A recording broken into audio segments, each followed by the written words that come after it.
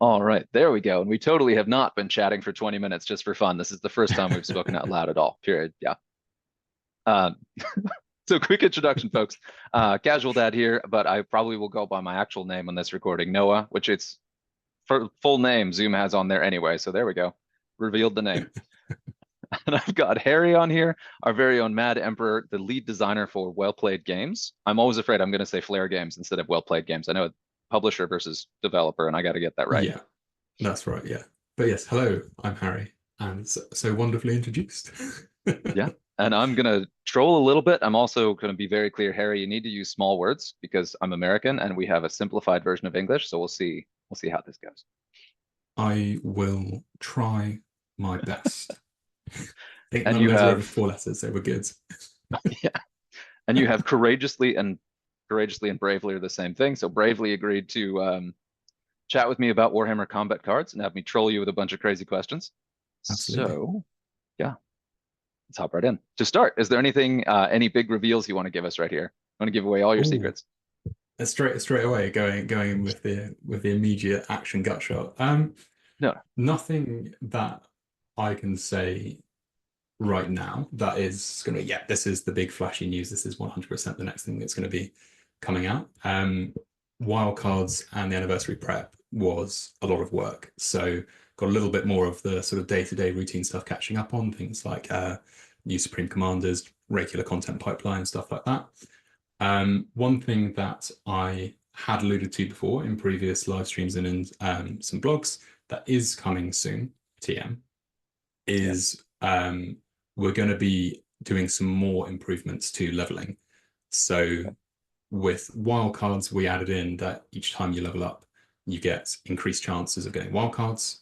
And at certain milestones, it starts off every 5 levels and then goes to every 10 levels. You increase the number of wildcards that you can hold in your collection. Um, so the next sort of bigger feature drop that we're going to be looking at is to continue to improve that sort of level up experience. Nice. Okay.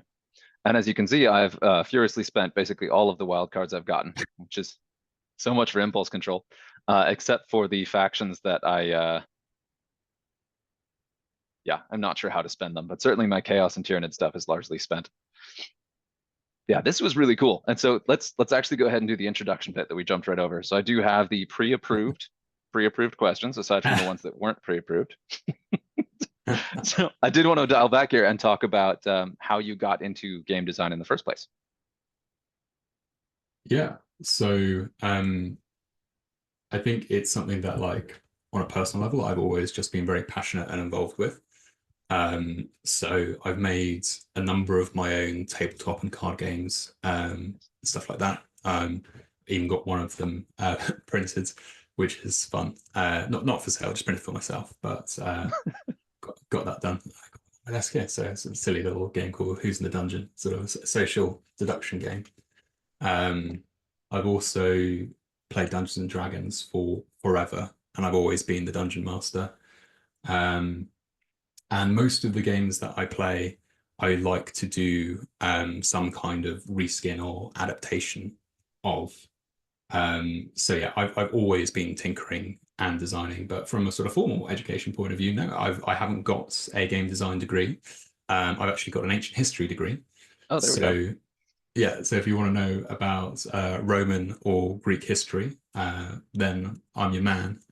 Even do a little bit of Latin and ancient Greek as well, but no formal game design introduction.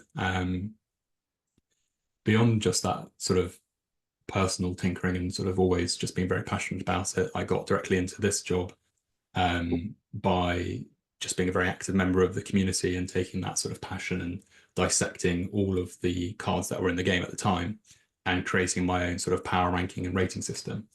And I saw they had a job opening, fired that over and said, hey, look, I think I've got a good robust way of measuring the power of the cards in the game. And I've got this background in all these various things that I do in my own time. You prepared to give me an interview, and they were. Nice. And yeah, so I've been with them for just over 4 years now. Nice. And that's right. So the game's been, so the 5 year anniversary was not your 5 year anniversary with them, of course. Um, I did have a question. You've referenced a couple times your community content and your reviews of the cards. Where can I Mhm. find that? I would love to see those. Oof. So that was all in the old in-game forum. Ah, okay. So where the link is now to our socials, that used to take you through to a sort of like a forum site where you were able to post comments and sort of start threads and things like that. Yeah, so it was inside of that sort of like the two sort of Herald Cherub things. Nice. And Okay. yeah, and that was it. It was in there. I started by I made that rating from system for myself, see what was like the best cards to be using. And then when they started releasing new cards, I then put that rating system out with the new card and said, hey, this card probably isn't very powerful. Either do or don't buy that card. As like a member of the community doing like a review for everyone. Nice. And yeah. And I think we talked about this before. You also played the paper like tabletop combat cards back in the day. So that was how you heard about this game? Yeah. So I I had the paper version as a kid, second edition. Used to take those on holidays, loved them, good fun. They're sort of a weird fusion. I don't know if you ever played like the original version, but it's like a weird fusion of top trumps and a sort of like a unit builder I, kind of game. I played a version of a Warhammer card like deck building card game, but I don't remember what it was. And it was definitely not the like original version. It was a more recent one. And I have no idea where that was or what happened to it, which is a little bit alarming now because I should remember that. Yeah, well, there was one that came out sort of like a reattempt to revitalize it about 6 years ago, Okay. which was part of, I believe, the original negotiations that we had when first opening the project for Combat Cards, was they were redoing a physical version. Um, and I believe, again, just before my time, but members of our team helped redesign and set up the paper version and Cool. also then turn that into the digital version. So it Nice. might have been that if it was about 6 years ago. That yes, that would track. It was like shortly after I'd gotten established at my local game shop in my new city when I'd been there for a couple of years. So that timing works out just about right. While we're on the subject, I don't know that you do. We've never really talked about it. Do you play Magic at all? Yeah, You yeah, do. Okay. I So I do. I don't play as much as many people in the office, and I used to play a lot more when I was younger. So as a teenager, I had a very nasty rainbow sliver deck. Um, classic. yeah, and the original ones, not the totally busted ones, but the original set back when I was like 12 or something like that. And then I dropped off a bit, but there are a load of people in the office who are like really big into it. So I've now been dragged kicking and screaming into Commander, and I've got a red black treasure deck as my Commander deck.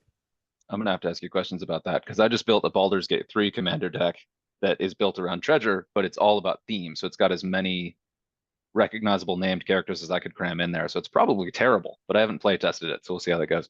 But the reason I brought that up is because you mentioned a reskin of games was something that you kind of worked on designing, Mm, but then also the Warhammer 40K commander decks were a lot of fun, and that was kind of in theme with talking about like the yeah, physical decks. And I have the Tyrannid commander deck that I've gotten a lot of fun out of.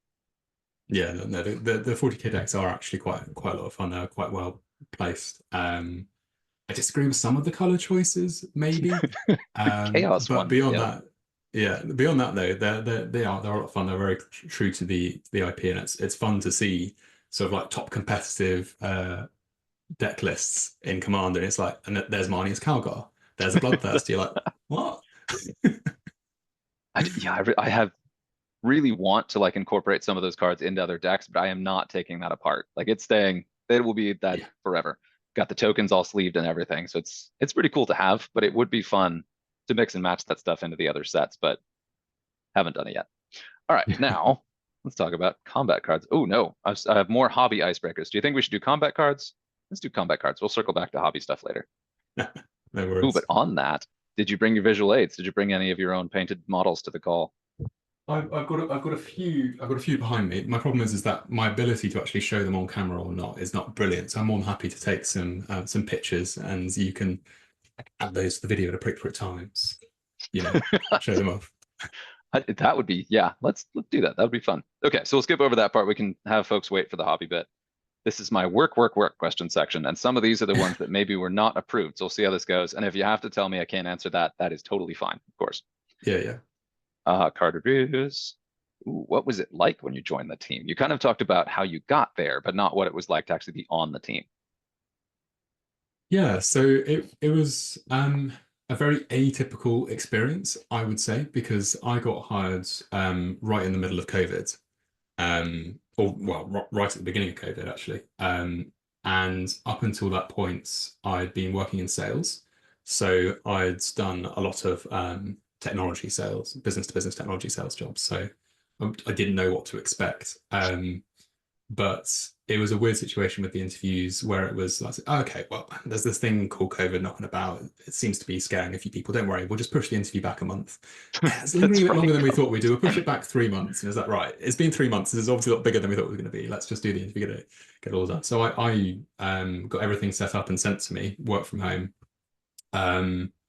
And yeah, I mean, to be honest, it's without a shadow of a doubt, best job I've ever had. I mean, everyone there, it's nice having come from that background of sales and corporate jobs to find a place where everyone is actually genuinely happy and excited to be there and passionate about what they're doing. Um, and yeah, it's full of really lovely people. Everyone there is just happy to be there. And there's a lot more of a sort of a democracy decision-making process, which is also nice because you have to understand that unlike many businesses, it's each skill set is quite individual. You know, an artist has a very clear skill set about the art, the coders have a very clear side with the code, and the designers have a clear side about the gameplay stuff. And so you can't have a system which is there is just one authority or one general direction. It's much more of a, a conference of minds. And so it was A, refreshing to work in that way, and B, it was a very quick and easy way to get to know everyone. Nice. So yeah, no, it was weird working completely remotely, and in an environment like that from, complete stark contrast. But yeah, no, best job I've ever had. Nice. Cool. All right, next up on the list, and this, I'm going to go ahead and do a big old hand wave or something here to say, like, these are the ones that may or may not be approved. So we'll go ahead and power through these, and I may have to cut this bit. We'll see. So what's it like working with Games Workshop as an officially licensed IP vendor? Yeah, so Games Workshop are yeah, they're really, really good to work with. It's the same kind of thing where obviously they're all really passionate about it as well. And so a lot of it is just nice nerding out together where you just get to talk about all of the stuff that's going on. They are, for the most part, their main concern is just authenticity. Sure. So making sure that everything is sort of stays close to the law. So, you can't have the wrong colors or the wrong names or, the wrong place and time and stuff like that. But beyond that, they are very open with just people using and enjoying what they've got. And I know a lot of people are like, oh, do you get all the sneak peeks? Do you know what's happening in like 6 months' time? And no, the answer is no. We get very broad strokes about what's coming up, but nothing that would set the world on fire. Sure. About a month beforehand, we will get things like this is what to expect. And then for things like actual paper rules, so things that I would potentially use to influence the way that cards are shaped, we only get those about 2 weeks before they are released to the public.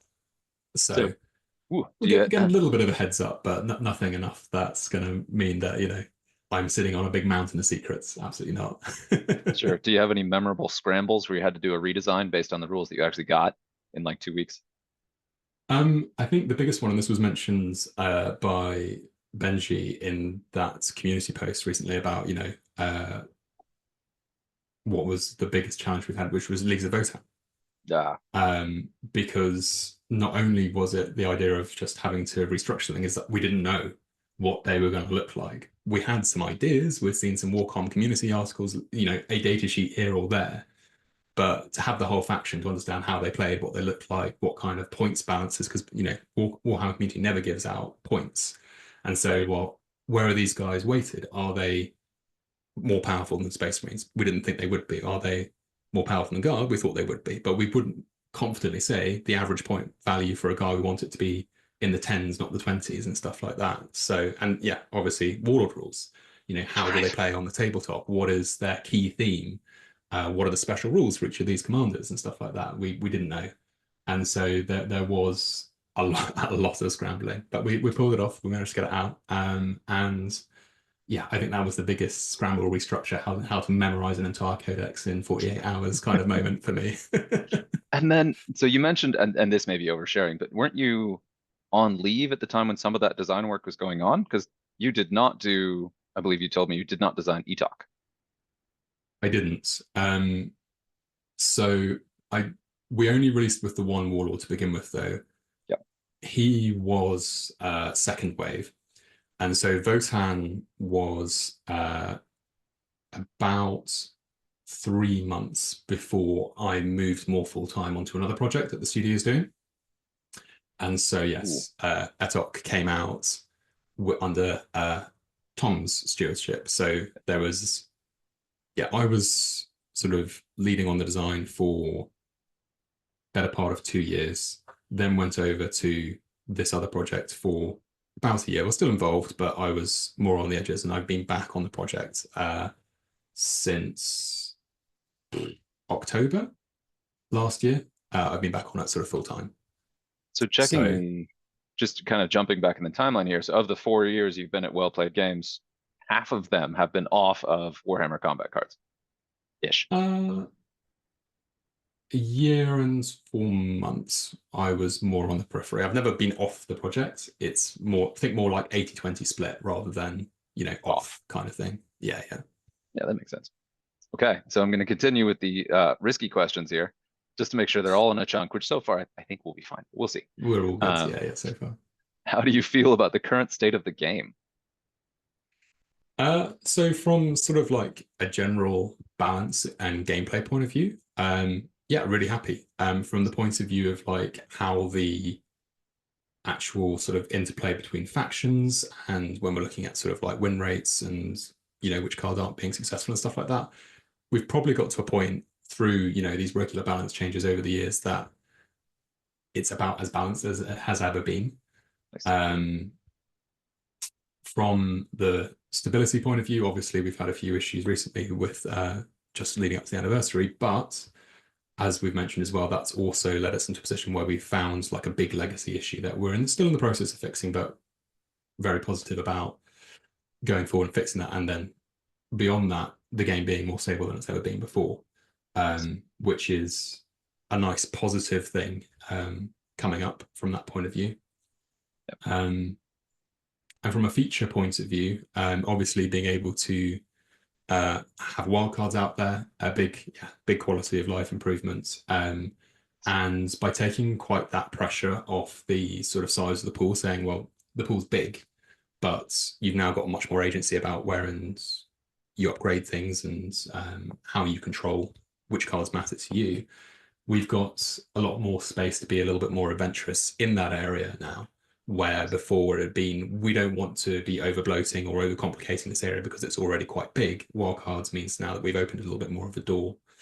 And yeah, I think we're definitely in a position now. We've hit that sort of 5-year milestone where we're definitely looking at some bigger things potentially to start moving through. So yeah, I think it's in the best place it's ever been, really. We've got an optimistic future and we've got a really good present at the moment. So yeah, no, it's overall a good place to be. Cool. I wanted to jump in on this guy because just to talk about the wildcards thing, I got a giant pile of commons fairly quickly, which was great. And I had a couple new cards that were recently released that I had at like level 2 and was looking at like, all right, it's going to be 6 months before I can actually put this guy in a deck. Got wild cards and boom. Now this guy is someone I could put in a competitive deck quite quickly. And he's one I was really watching as that like 12-point precision shot chaos card. So pumped about this guy. Has not found a spot just yet, but yeah. So, but still, like just talking about the quality of life improvement of wild cards, that has been, immediately felt, hilariously, it was a little bit too much of a good thing, because now I've spent a bunch of my wild cards and I'm like, I leveled so quickly for a little bit. Like, what is this? What is this usual grind now that I'm out of wild cards? But I'm sure I'll get more. Yeah, Okay, no, let's see. everyone gets that 100%. You got a new toy, and just like, oh, it's all gone now. The area effect poison, the psionic blast poison psyker. I'm leveling that guy up like crazy, but I have to get him to level 9 before he really has an impact on my decks. So I keep trying to use him. Not quite there. He was reward from your campaign, wasn't Yes. Very excited about that one. That was a good one. Made everyone bang their heads against it, this guy.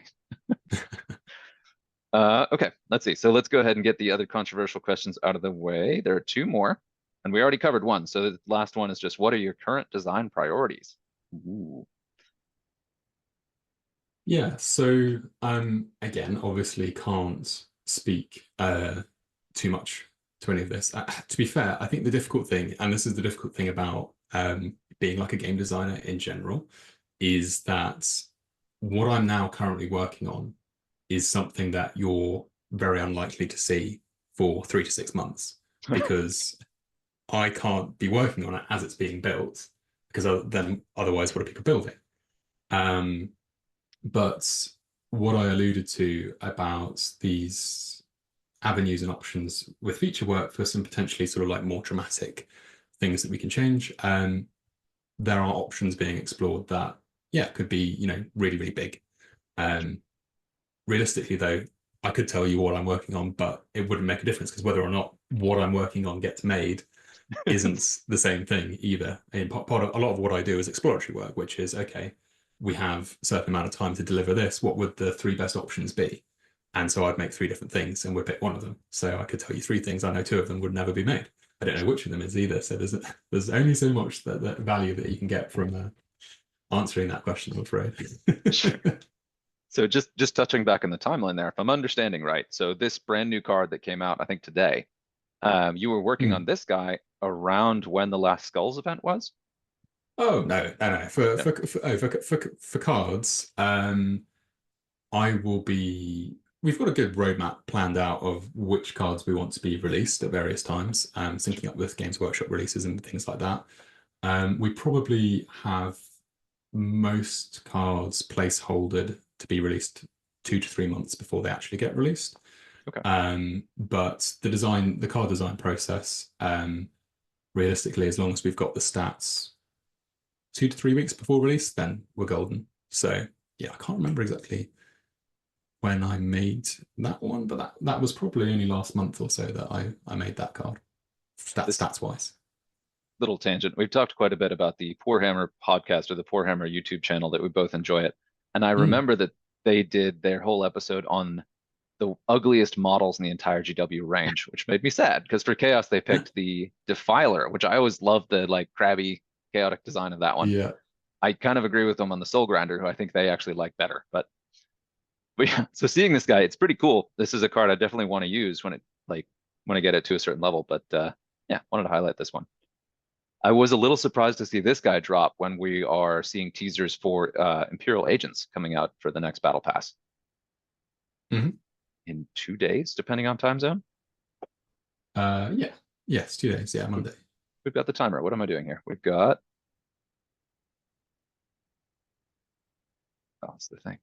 You're doing to me. It's not showing me ranked. Oh no. Oh well. If you click on the battle pass, it should give you a timer as well, I believe. There you go. Yeah, there we go. 1 day and 17 hours from this recording, which will, depending on when this actually gets released, that'll be funny. There is one more controversial question that we did sort of talk about, and this, like, as little or as much detail as you want to. I want to make sure we stay in the like safe answer territory. But how do you feel about the 5-year anniversary event in retrospect? Yeah, so I mean, I've already mentioned, obviously the stability issues were, you know, a huge problem, and you know, from a personal point, you know, really upsetting, and you know, not where we wanted to be. But once we got all of that fixed and it was up and running again, yeah, it was really, really positive, exactly what we wanted it to be.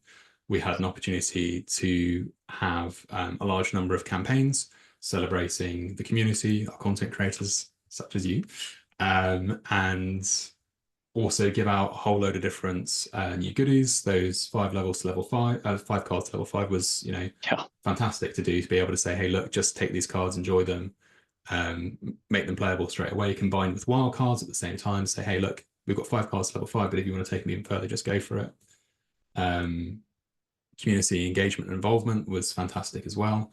So it was delayed, but yeah, no, really, really positive. And the battle pass has been really, really good as well. I think it's been our best-selling battle pass of all time.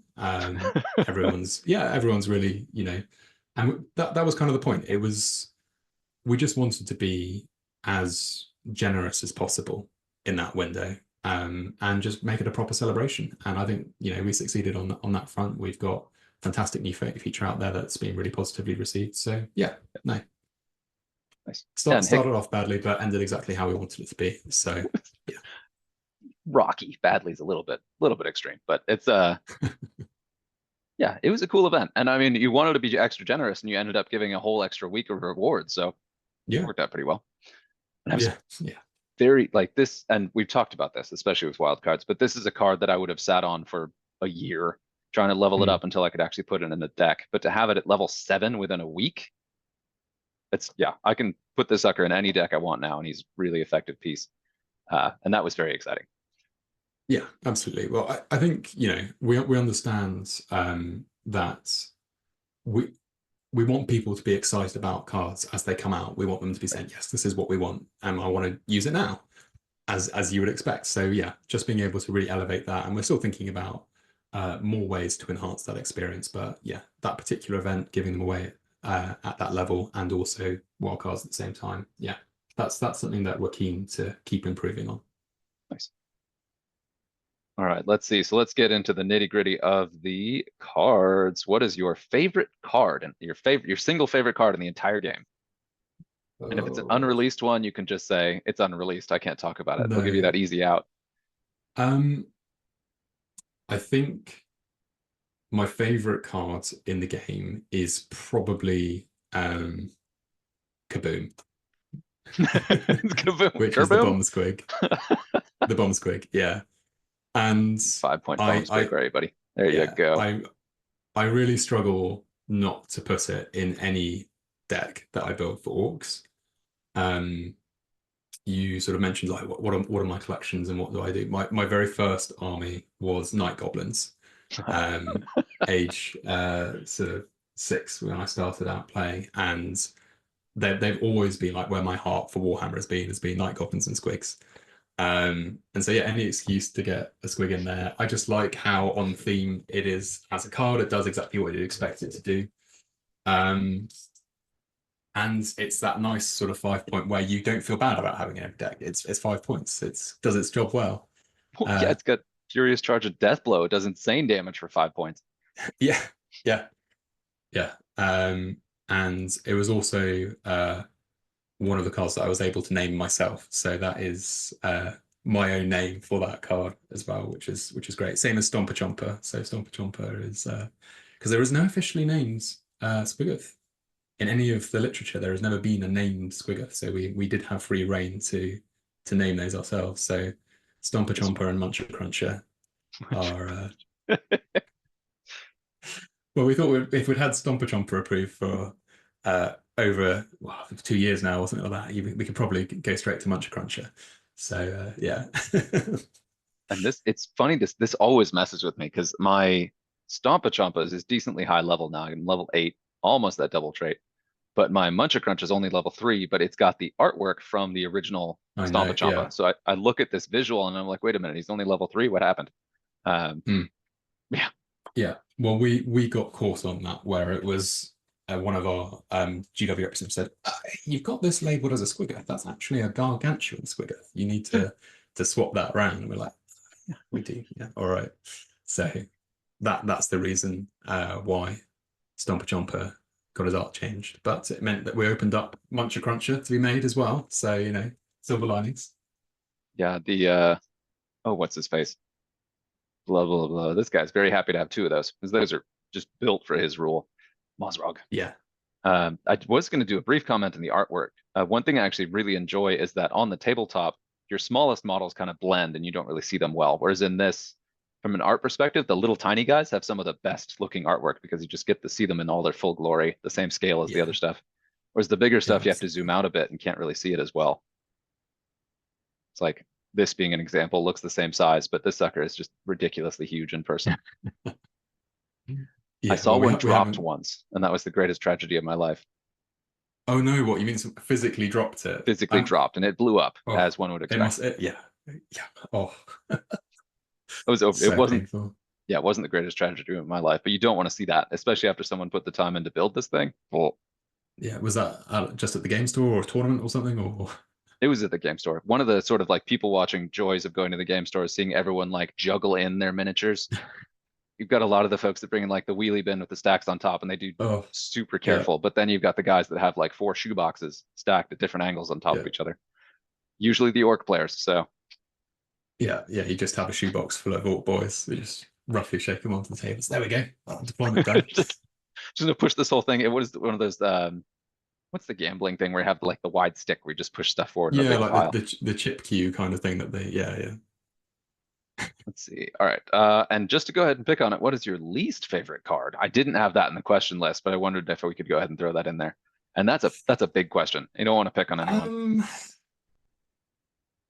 I don't know. That's a very difficult one to answer because I think there are a number of, your single trait common filler cards that are just kind of blank, which is I don't not like them. It's just I don't think of them. Right. So my least favorite cards, and I guess they're probably my least favorite card because I want to do more with them. Would probably be more of some of the Space Marines in the sort of like 14 to 18 points bracket.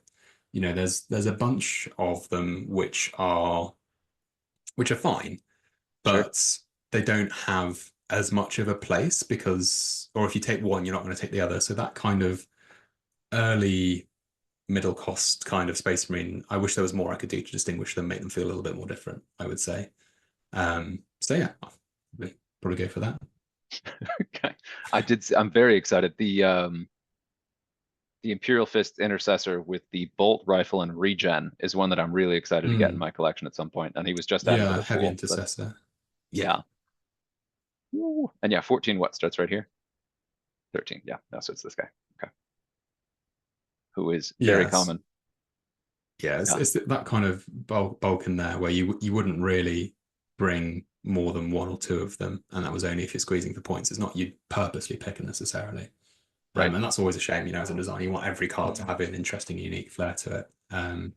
But again, it's difficult with only single traits on commons and rares to be able to really make every single one of them stand out. Or if you did give every one of them a different trait to sort of justify it, it's like I'm not sure this guy's necessarily going to fit for that trait, but we don't have one of those yet.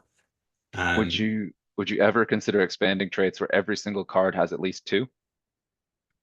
So when we released dual traits as a thing, that was an active discussion, one of the options that we had. Our main concern was around battle length and battle complexity. Was if every card was firing 2 traits. And this was before we had the Game speed speed modifier, up. yeah. Yeah. So we were worried that every single card having 2 traits, firing 2 animations, this kind of stuff would just massively slow down the game. And then also for new players coming into it, one of the big appeals of combat cards is its sort of casual, easy to play nature. And we want people to really feel that. And what we don't want is new players coming and suddenly being overwhelmed with the second they play a card, it starts doing this, starts doing that, and it's got 2 things to keep track of. What's all of this?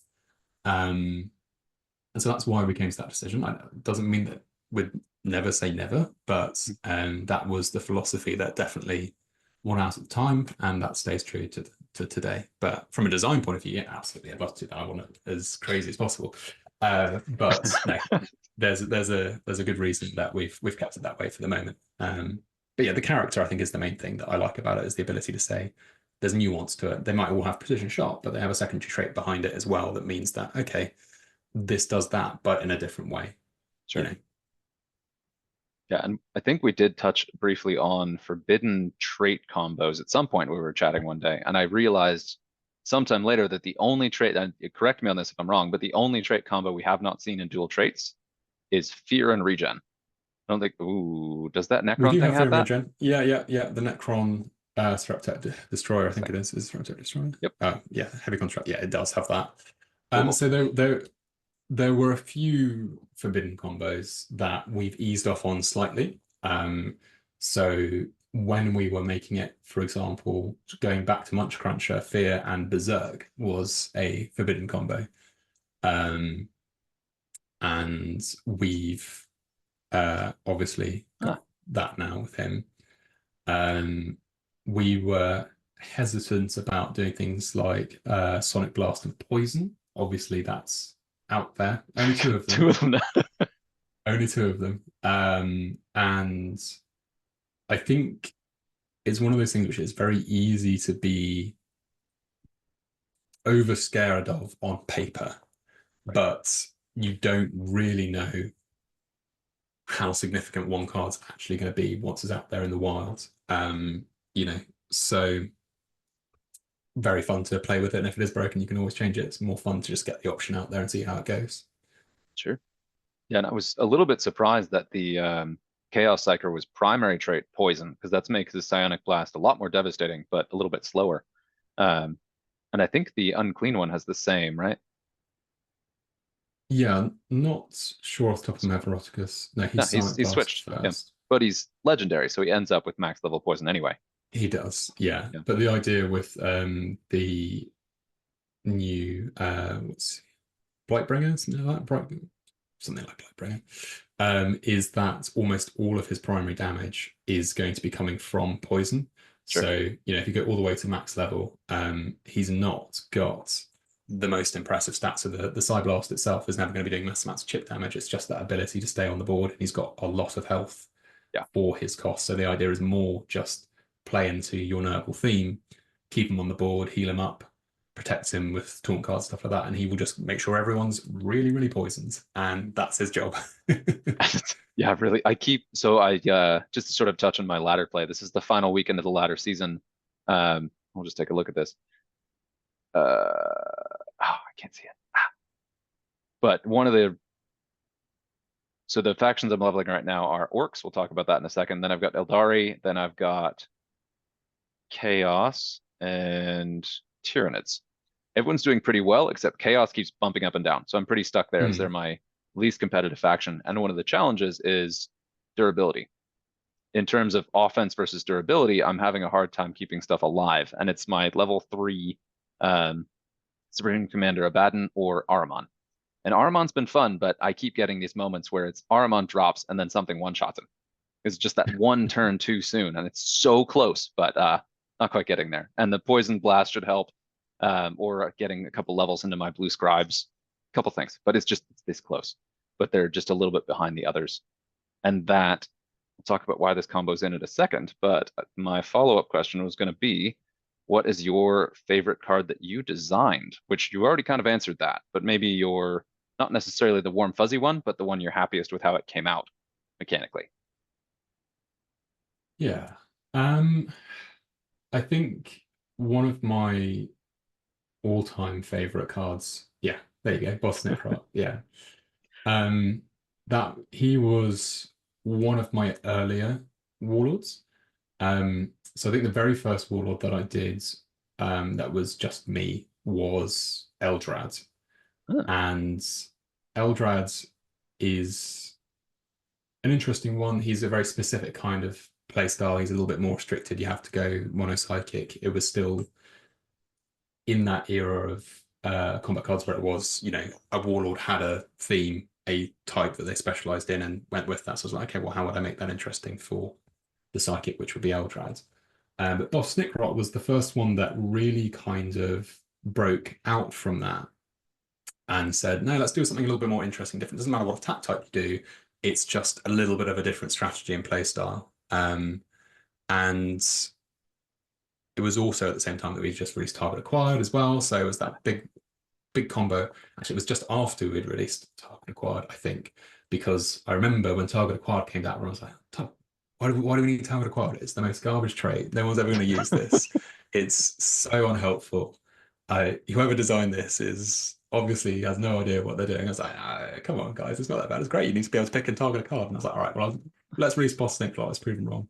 And it's now been one of those ones like, everyone says, well, which target acquired card have you got? Like any deck will have most decks will have at least one target acquired, particularly in things like PvP, Right. or in the big, sort of 400-point campaigns, because that there's going to be one card that you just need to shift.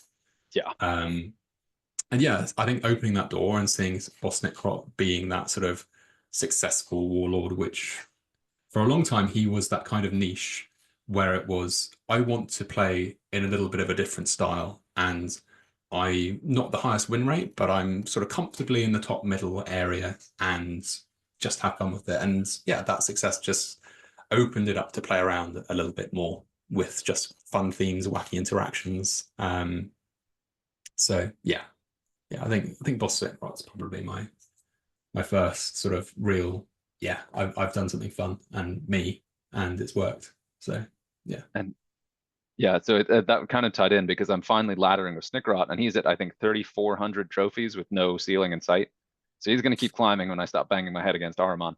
Yeah, that's been fun. But also, if I go up against the Snickrot, I really don't mind because the trade is cool, it's interesting, but there's counterplay by just like doing your lane control. He's not one of the more like, oh, this is a bummer of a fight. But yeah, it's not oppressive. Yeah, great design on that one. And you mentioned Eldrad being a psychic specialist, so that means you did the redesign for Eldrad, not the original design. Yes, so I did both. Oh, I okay. did both. So his old trait was what? Your friendly cards would, if an opposing card readied, the friendly card opposite would ready as well, if I remember correctly. Yeah, so that's how it started out, and it was a bit underwhelming. And so yeah, we changed it to be more of that psychic buffing one.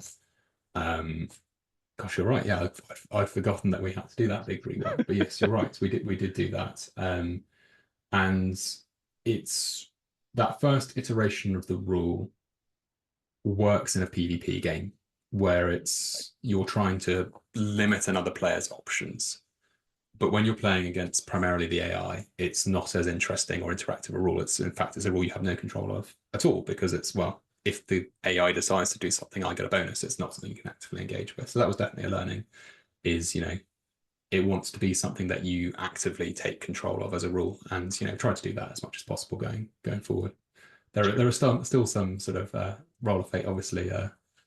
New Morven Val is just complete chance, and it's exactly as I thought it would be. There's a lot of Marmite for us, but that's kind of the point. It's not something that we've done before, and having talked about earlier about the sort of like opening doors kind of philosophy that we've got, this very much does open the door for the ideas of having these sort of escalating chances in the game.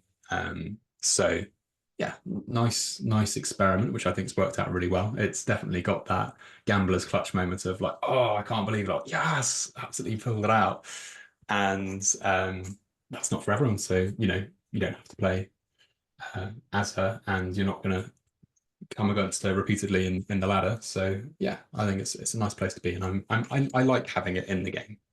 It's good to have that element of roll the dice, particularly as it's a dice tabletop game. Finally in the game. Yeah, and it can be obnoxious, but Vol is so good. I don't know that it's going to be too much of a problem, but is random enough where it's not guaranteed. So I very much like Supreme Commander Vol, and she's a funny one because just like not Supreme Commander Vol, almost never see her in game. I don't see, basically never run into a Vol deck in the ladder. Maybe like one in 100 or something, but. Yeah, which is interesting because she's got one of the highest win rates. This standard Vol here has consistently since her release been, one of the most consistently powerful warlords. That ties directly into the next question. You ready? And you may not have this. No pressure if you don't. But I was curious, this might be warlords, this may be bodyguards. I was wondering what the top 5 played win rate cards are. And that could get a little confusing because a warlord that never hits the table technically isn't a highly played card. Yes. So for bodyguards, I've taken a slice of the last 3 seasons. The top 5 cards from the last three seasons totaled were Kyrell Kynar, which is the Barracuda, was the top one with a 90% win rate. The Barracuda, no one knows the name, but everybody recognizes it. It's Yeah. this one, right? Yeah. Yeah, exactly. Number 2 is Celestine. Okay. Who's in basically every single Servants of the Emperor deck somewhere. Yeah. Yeah, she's just fantastic value. Obviously, a potent card in herself, but inspiring presence and endless is just just great. Yeah. On that note, Anastasia Minced, which is the 4-point Medicaid, the Adept Rejuvenant, she's at number 3. Okay. This one. Yeah, so it's the cheapest Servants of the Emperor deck. Servants are one of the most popular decks, so people bring that. And they've got just Sticking so with many high hit point cards that you want to top off that totally well, makes sense too. yeah, I mean that's it. If you're playing a mid-range deck and you have a full deck, then you'd want to have the spare 4 points for that. Or if you've got you want to take Lords of War, you want to take big tanks, then you want that as well. So yeah, it fits. There's discussion about whether or not Medicaid should be split into sort of like Medicaid and Engineer, which is one does one type and the other, because it doesn't make sense that the little sort of like rejuvenant needle's like, oh, your skin needs tightening up, my lady. Going up to a Lehman Russ and sort of injecting it. It's like, oh, there we go. Lehman Russ is much better now, but we're not going to do that. But it was a discussion at one point. It is always funny having like a Tech Marine fix up like Nyal. Although it kind of makes sense. Maybe just tightens the bolts. I mean, yeah, just a little bit of leakage out of the battle pack at the back, just like that. Okay. Yeah, you're all good. Number 4 is Inquisitor Kotias. Yep, not surprised there. Plus his new glow up for this season. Yeah. Or new model, I suppose. New mini. She Missing the eagle. like... We couldn't fit both the eagle in. Oh, right, because he's got the extra model, yeah. And number 5 is Tlaxan Tar, which is the blue chicken, as everyone affectionately calls him. It's the blue chicken? Yeah. Yep, the chicken. Oh, blue chicken, yes. Yeah. So that's the top 5 sort of win rates overall for the last 3 seasons. So I've taken the data from the last 3 seasons. Nice. Okay. The bottom ones are a little bit harder to sort of like outright say, because it has a lot to do with how recently they were released, the level in people's collections, and what they're being played with. Right. One card that always scores relatively lowly is Brother Venix, who is the Salamander's Ironclad Dreadnought. Really? I'm always surprised by Yeah. these because he's really good in Azrael decks.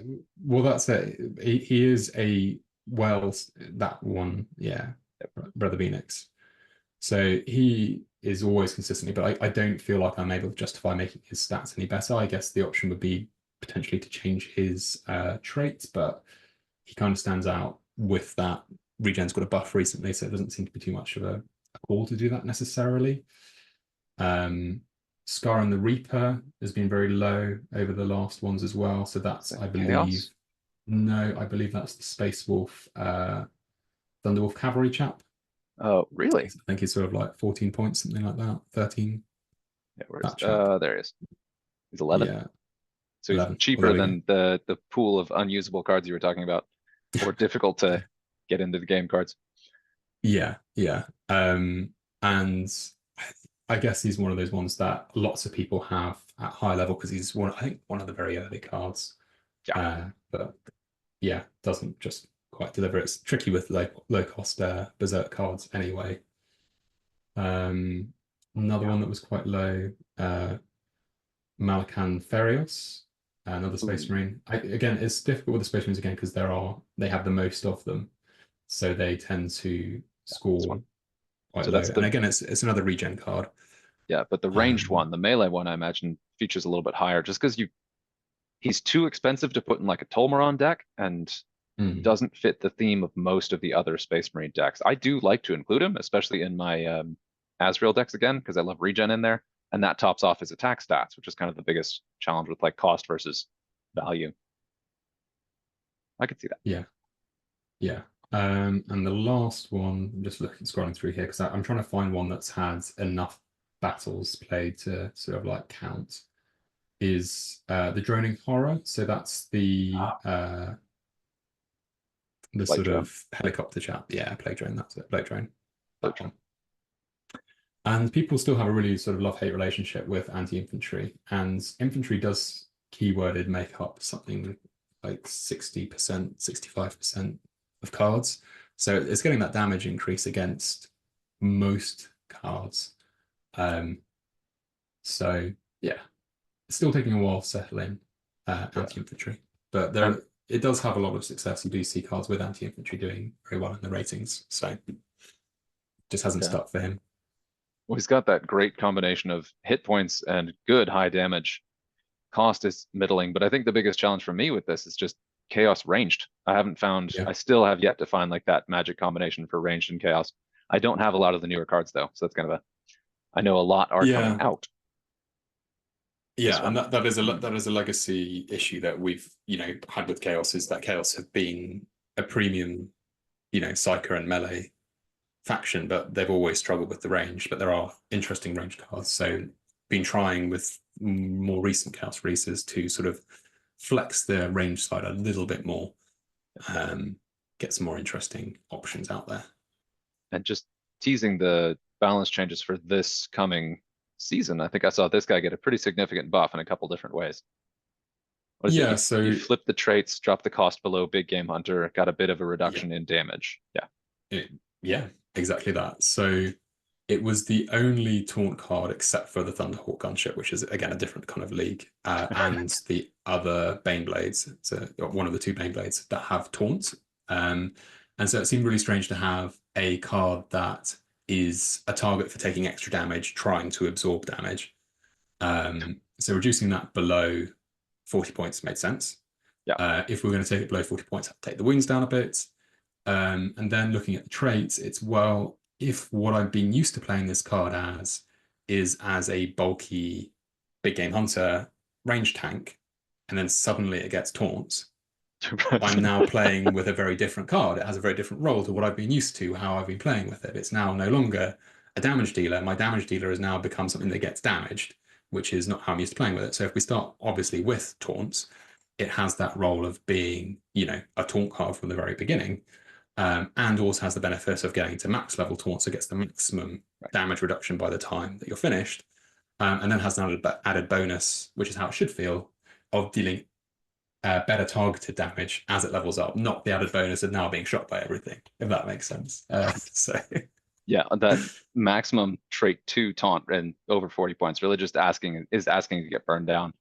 It is funny too, because I always think of the Land Raider as a damage dealer just because of oh god, Dawn of War, the old school Dawn of War. When you busted out a Land Raider as your like ultimate damage dealing tank, it didn't even have a transport, as I recall. But on the tabletop, it's all about delivering your precious stuff into someone's face. So that yeah, it is. And that's it in the tabletop. I mean, it can dish out a lot of damage in the tabletop, but it is ultimately just, I want to make sure that whatever is in this will 100% arrive where I want it to go, because you cannot destroy this. And so, yeah, having it as a very high cost but very high health taunt makes a lot of sense.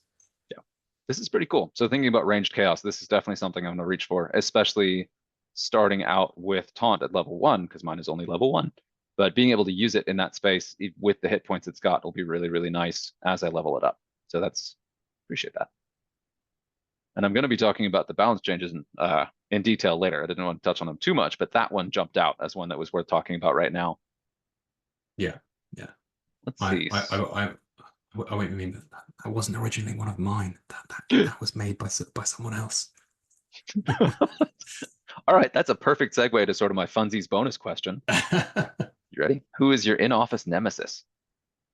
So I saw this question. I thought, who has a nemesis? Like, I don't know. I don't know what's happened to you in your life that you've accrued nemesis or Can I give nemesis. an example real quick? It's like nemesis being like sort of a frenemy type deal. There was a guy I used to work with, wonderful guy I really like, but we're so different. We just didn't understand each other at all. And he would beat me at ping pong. And went back when I was in an office that had a ping pong table. And we would kind of compete for like best performance in our bracket. So it was very friendly. We're still friends now. Talk all the time about just being dads now that we're dads and we're not when we work together. But yeah, if I were to pick an in-office nemesis, he's the one I'd be like, yeah, we could be nemesis. Let's do this. um, yeah, I don't know. I've got obviously I've got Tom, but you know we get on really really well, but I don't know how equivalent that is in the US, but like when you the more you like someone in the UK, the better you get on with someone, the meaner you are to them generally. It's sort of that kind of, I know this person really well and I know they can take it, so I don't mind being like outrageously mean because I don't mean it and I know they can handle it, sort of thing. So I have that with Tom, and I also have that with one of the coders, Sam, as well. Sam in particular, we've got a very good kind of being as rude as possible to each other and as public aesthetic as possible to be as funny as possible. That's kind of our MO. Is you know, we'll make sarcastic comments about each other as much as possible. Get that quasi sibling relationship going. Yeah. Yeah. That's a sign that you're a good friend. Yeah. So just call him out. Was it Tom or Sam who designed the original Iron It's Tom. Malice? It was Tom. Sam Dakota. Yeah, it's Tom. It's Tom. Perfect. Okay, that was timely. All right. So, actually, there is one other one here. What is one in quotes, if you want to add more, card or character you really want to add to the game? And I don't know if that's a thorny question. Yeah, I think for two reasons, I would love to add all of the demon Primarchs. I know that's not one, but they kind of come in a bundle.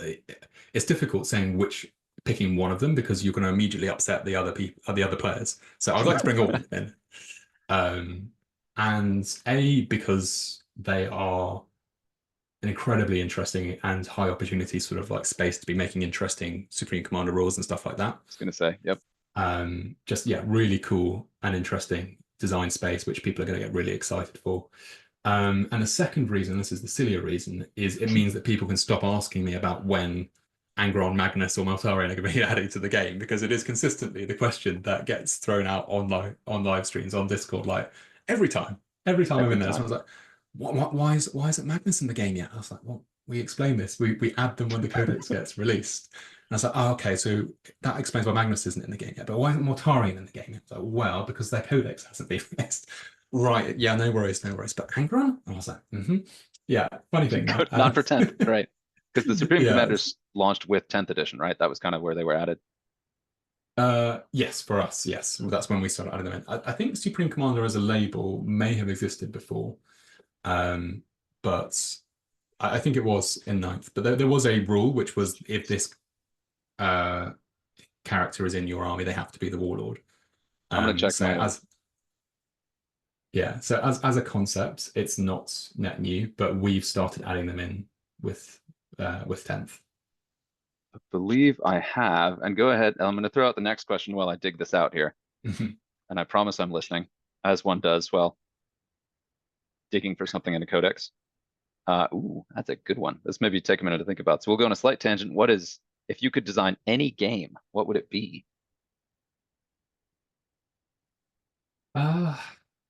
It's a really hard one.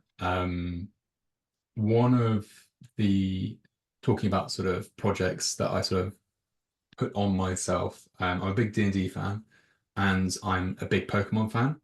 So I did do a 5e Pokemon conversion for D&D from scratch. Okay. And that included me spending hours poring over Bulbapedia and saying, okay, what would this move look like if it was converted into a 5e spell? And so I've got a huge Word document saved on, that is, I think now 450 different Pokemon moves that have been turned into 5th edition D&D spells that your Pokemon, your characters can cast and stuff like that. So I think some kind of sort of highly involved RPG style game would probably be where I was at. I think that would be like the big grand project. If it was a solo project and was making a video game, I really like to do a very good alchemy game. I feel like Okay. there are lots of them that are like shop games, or they are just put things in a bottle and shake them about and see what comes out. I'd like a much more involved kind of like hunter-gatherer, adventurer going back, different experimenting, and a mix of that sort of shop experiment and adventure kind of thing. Because I haven't found a game yet that really nails all three of those, but that would probably be much more of a sort of a small project. But if I was doing big, wide open thing, yeah, some kind of big spanning RPG would be absolutely great. Cool. Slight tangent on that. Did you ever play Magica? No, It's don't think this. so. It's an older game. It's by Arrowhead, the guys that did Helldivers. But Mm, it's got all the elements. I forget how many they are. I think 8, but each element is tied to a key binding. So you do like water, water, fire, lightning, or something, and accidentally shock yourself to death. Um, it would certainly be worth checking out because that is one of the most chaotic games I've ever seen, and it's very basic, but it's like those old school Super Nintendo cheat codes where it's like up, up, down, down, yeah, whatever. yeah. But you do that with your elements to do different things. It's like you could throw a fireball, but if it happens to be raining and you cast a lightning bolt, you will die. So stuff like that. It's like a very basic level, but the only thing I've seen mechanically that lets you really like play around with element combinations and some of that alchemy stuff. And I immediately thought of Full Metal Alchemist too. So that was stuff. I'd like to see Yeah, more of that. great series. Yeah. No, cool. I'll check it out. Yeah, absolutely. This is the ninth edition Chaos Codex, right? Uh, yes. Eighth. Did I Off miss the an top of my head. entire edition? I wish they had that marked a little bit more prominently. Anyway, but in this is not 10th edition, and this Abaddon does have the Supreme Commander rule. Yeah, no, I think it was a ninth thing. Yeah, But yes, we've been introducing it with 10th. right. Yeah, it's been pretty cool. I've really been enjoying the design space of the Supreme Commanders. Just that extreme cost being the biggest limiter, and then them doing just crazy stuff to the game has been Hmm. really fun. And seeing a good chunk of them added to the general card pool, I think is really positive too. So we'll just get to see them played more. Which is nice. Yeah, yeah. Well, let's see. So we're gonna circle back to the hobby questions soon. Ooh, okay, I've got two more sort of funsies one, and I know we're getting close to time if you do have a hard out, but we'll get to No, that. it's all good. So what is your favorite? Ooh, no. What do you wish people commented on or noticed more? A I little don't bit of a know. petty question. Sorry to put you in that spot. No, I don't know. It's one of those things which is if people aren't commenting on it, that's probably a good thing. The noisier people are, it normally means that something's gone wrong. Uh, um, yeah, I don't know. I think and I've been saying this a lot that that we're very lucky as a team to have such a good vocal involved community, and I think all the stuff that we're proud of does get celebrated. So I don't think there's much in there that, and as much as I'd love to hide more and more Easter eggs, there aren't any Easter eggs in there really that have been missed or not been found yet. I don't think. I think the only sort of like obvious Easter egg is the lore for Hicks, um, All Curtis right, all Hicks. right. And Hicks is one of my favorite cards, if I'm remembering the correct. Ah, it's Hicks, this guy. No, no, No, no. that's Harker. No, no, it's Yeah, this Hicks. guy. Yeah, There we him. go. Yeah,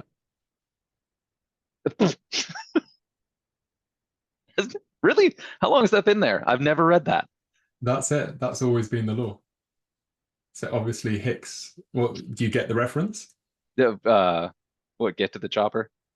Yeah. So Get to the that's chopper. a just hold on to that goddamn chopper. Yeah, exactly. So that's a Predator reference, and obviously he's the Predator guy. And so yeah, we managed to get that in there. So got a line from Predator on the back of the card, but flavored Love it it. up. So yeah, there aren't many of those. I think there might be one or two of those, and if we do hide them, it tends to be in things like that. But there aren't many. So everybody check your flavor text just in case. I Yeah, forget. yeah, yeah. I've seen some pretty fun ones. Actually, I'll check this while I'm asking this. But one other question. What is your favorite community feedback? Place, actual feedback you got, like the way people respond. I believe I'm going to go ahead and guess that you're going to say something about live stream comments.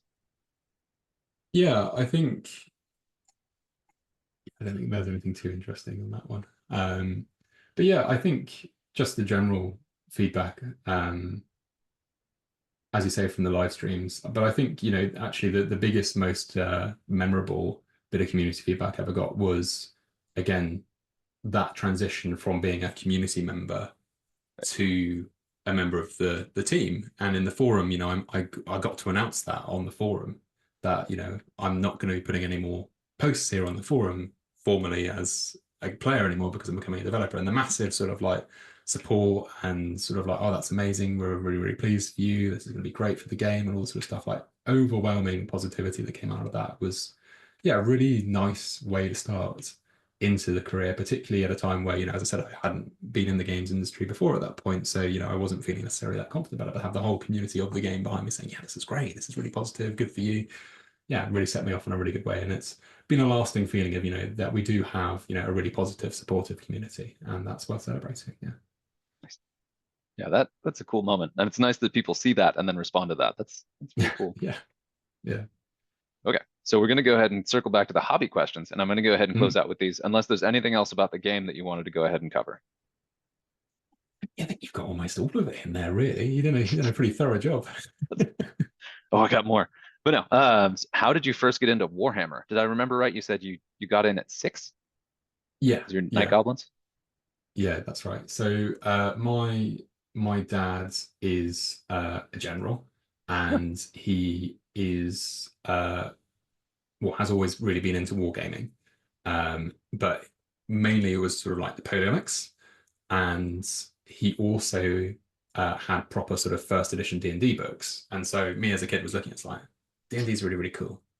And Napoleonics is okay. I like the idea of these big war battle things, but I like D&D more. And I was like, Dad, is there like a D&D Napoleonics? And I was like, oh yeah, I've got some of those somewhere. And like pulls out these drawers, and he's got some original Citadel miniatures, not Games Workshop, Citadel miniatures. Nice. Sort of their first skirmish game models. Oh yeah, we had some of these. That was really cool. I was like, oh my god, they're still doing them. And yeah, so we went down to the Games Workshop, and I saw a big box of little night goblins in front. Like, yeah, that's it, having them. And yeah, it just went on from there. So yeah, that was my sort of introduction. Always surrounded by that sort of fantasy and hobby stuff. So growing up, but yeah, that Nice. was the original introduction. That's cool. All right, and I think my son is going to do a quick cameo here in a minute. I just heard a door slam. What was the first model you ever painted? Night Goblin.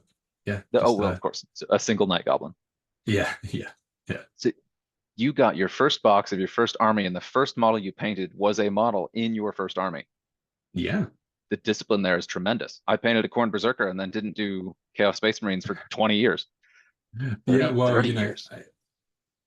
Military family, isn't it? Got to finish the box before you move on to the next one, son. Age 6. Discipline has nothing to do with me. That was definitely parental discipline that was applied. You're not getting another box until you finish the first one. Noted for when my kids discover this stuff at some point. My daughter actually already does. She does X-Wing repaints because I have extra ships and I haven't put her. Actually, the first thing she ever painted was a literal pile, like painted as a pile of Nurgle zombies, like the plague cultists. She did an excellent job just smearing on the greens and yellows. They look pretty good. Nice. Let's see. What are your current armies? And we talked about getting the pictures here, but I don't know that we talked about that yet. Yeah, so I've got 3 40k armies. Well, 3 currently in action 40k armies. So my main one that I play with is Harlequins, Oh yeah. who are no longer a faction technically. I have it half course. But Harlequins are my mains. I then have a Blood Angels army and a Slash Demon army. I've got, when I get around to it, I've got Leviathan. I got the Leviathan box. I've got a Tyranid army with a few extras that is getting there, but my Tyranid paint scheme is just so overcomplicated that it's going to take a very long time for me to justify getting more of those. I painted like 5 gaunts. It's like, oh my god, what have I done to myself? I've got so many more of these to go. Why would it have to be like this? But it looks great, but it's just painful. So they're not quite ready to play. My first 40k army was just Craft Worlds, but they're in various states of boxes, disassembly, bad paint jobs that I haven't taken them out for a long time. I had orcs as well. Sure. But for AOS, I've never played a game of AOS. I played a lot of fantasy. I had, I think, 6,000 points of night goblins. I mean, night goblins, just night goblins. By the time I finished collecting, like in my teen years, but I've recently started re-engaging them because the Gloom Spike Git models are just they're great fun. So I've started repainting some of those. I've got a whole load of squigs from my birthday. So that's currently what I'm painting at the moment. Is I'm back into night goblins, which is lovely. I And then I've assume got about they'll get featured in some way in Old World too. And the models coming out of Old World are just absolutely incredible. So maybe you'll get to do yeah. that So too. if they get some good hero choices, absolutely, yeah. Yeah. That would be great fun to pick up. I've played some Old World on Tabletop Simulator, and I really like the rule set. It's nice to get back into that sort of rank and flank game Oh yeah. set, but haven't quite, having debased all of my night goblins to put them onto brown bases. I don't think I could face it going back the other way again. So That's right. yeah. And then I play a lot of Blood Bowl. So I've got about 8 Blood Bowl teams and about 3 Necromunda gangs as well. Nice. Man, really run the whole gamut there. I did Blood Bowl very briefly when it was still community supported and there was no official team, and I kit bashed a bunch of lizard men. That was a really good time. Nice. Yeah, Long Blood Bowl's a gone. great game. Yeah, Great it game. still is a good game. And I've got the video game, but I've played too little of it. Let's see. And so I'm going to go ahead and wrap here in a minute. Let me check the other questions. Anything else you want to share? No, I'm good. I think you've exhausted all of my like 40K Warhammer the game design, the whole thing. You plumbed the depths, and I think yeah, I'm happy. I guess I could flip the script. What made you want to be a content creator, and particularly for this game? Oh God. Wow. You I don't was have to not answer prepared. that. Didn't have the prepared. No, it's fine. It's fine. Honestly, I kind of just did it. I think I've talked about that in some intros. One of the big things is I was playing a lot of games with my nephews and sharing stuff with them anyway. And one of the easiest formats to do it was YouTube. So I started doing that, sharing it with them. But part of what I did was talk about the games that I was playing that I really liked. There was a little bit of like video and mic check practice going on there. But once I started, I was having so much fun. And it's one of those, I'm a bit of a dog with a bone kind of person. Once I've started, it's like I did one Warlord guide. Now I have to do all of them. I can't stop Yeah, until they're all done. yeah, So yeah, that was totally. really a big start. Yeah, and keeping those updated has been a lot of fun. That's great. Cool. Yeah, Well, yeah, I really appreciate the time. Thank you for sitting down with me, and I'm sure I'll be heckling you soon in all caps, something about the new season and the balance changes coming up. yeah, absolutely. Yeah, and I'll get some photos of the minis. I'll get those sent over for you. Nice. And yeah, no, it's been a pleasure talking to you. It's nice because it's always nice actually having a proper conversation because you catch it over text every now and again on Discord, or you pop into the live stream and have a little chat, but you can't really engage. So it's nice just to have a sit down and a chat as well. One of the things I love about this community, I always say, it's just like I get to do this. It's nice. You don't have to. You don't see it very often, and it's just nice thing to be able to do. It's very cool, and is one of the things that's kept me very much engaged as a player. Is the clans are chatty, the Discord's very chatty, and like you guys as a development team are just like up to your elbows in community stuff. It's maybe the not a good metaphor, but actively engaging with the community on like a daily basis. When you guys reached Yeah. out, I think 2 people on the team have reached out with just commentary and introductions, and that was a very cool moment when that happened. Yeah. So Well, anyway, yeah. It's lovely to be able to do, and I think I think it's one of the things that as a smaller studio, it's it makes so much sense to do because your gamers as well. This is what you want from your games. This is what you love about your games is when you really get into it. It's like, oh, I wish I could give feedback on this and that. And it's like, well, we can do that. Why wouldn't we do that? And so yeah, no, it's just lovely to be part of that cycle. it's cool, and you definitely feel the enthusiasm from you guys. I know I did a recording of this, but in my anniversary event recap, I really, really wanted to make sure to amplify your like Q&A blog as much as possible, where all 3 of you guys on the team actually like talked about being part of the team. that could have been a roundtable video, and that would have been a lot of fun. Just saying. Yeah, we'll see. We'll see. I don't know if we've got quite to that level. Wheel me out in front of a live stream and hit play, and that's I think as far as we've got. We might get there. You never know. You never know. Who knows? We'll see. But yeah, appreciate it. I will go see what my very quiet 2-year-old has gotten up to since he got up. I'll let you know what fallout happens there. But yeah, cheers. Have a great night, and yeah, we'll talk again soon. Yeah, fantastic. Thank you very much, and yeah, see you soon. There's the button. Classic. Yeah, right. Oh, yeah. All right. Until next time. Yeah, cheers now. Have a good one.